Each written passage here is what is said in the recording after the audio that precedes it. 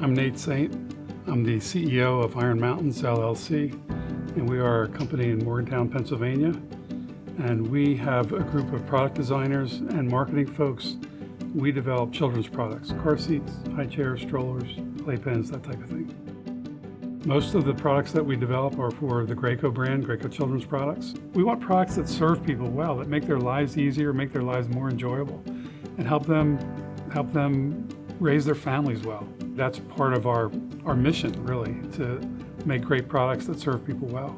Well, my father worked for Graco for about 45 years. My dad invented the first wind-up baby swing. It was called the Swing-O-Matic. It was Graco's first product in the juvenile industry. So I started off working as a janitor in Graco when I was high school, early high school.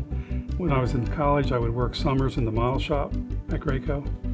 And then after a few years at Cessna, after college, then I came back to Graco and began working in product development. The idea for the pack and play came from actually one of our competitors. At the time pack and play was invented, there were traditional A-frame play yards, and another competitor came out with a product that was a little bit longer, it was more rectangular in shape, but it packed into just a bag. And they created a market because we began seeing their product grow and grow and grow. But it had one problem, it had 19 pieces, and it took 5 minutes to assemble. I think invention is really spurred by need. And so when you see a product that is doing really well and yet it has not a flaw, but it can be improved. That's what's driving my mind. How can we take this product that people love, the folded size, but it takes 5 minutes to put together? How can we make that much quicker and easier to do? That's the motivation for pack and play. So when I had time to sketch, I had sketched a lot of different ideas, and eventually one of them was now what became the pack and play. I think God gives us the creative ideas that we come up with. I know we have to work hard. You could almost say that God invented creativity. And creativity, I believe, is a gift that He gave me, gave others in this world. He gave us a drive to create things, and He gave us the ability to create. One of my favorite scriptures is from James.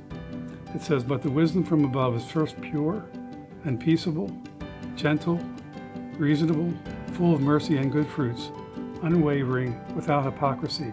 And then it says, "And the seed whose fruit is righteousness is sown in peace by those who make peace."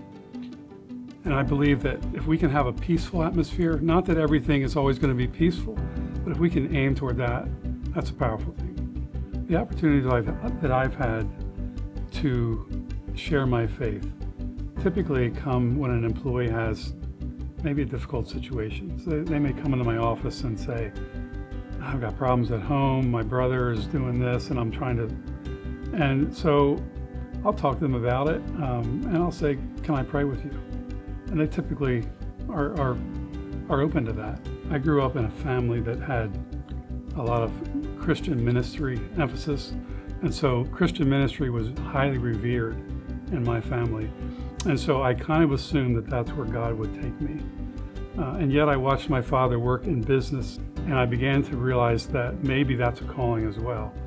That was emphasized when I was at LeTourneau, because LeTourneau had a strong emphasis at the time, I believe it still does, of working out our faith, living out our faith in the workplace. There was a time when I was back in my Graco days, or there have been several times where we just had a problem that we just did not have a solution for.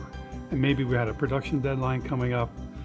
I don't remember the specifics, but I remember we gathered some of the guys that were Christians and said, "Let's pray. We don't have a solution. We're stuck between a rock and a hard spot here." And God gave us solutions. And He continually gives us solutions. If I figured that one out yet, God willing, we will.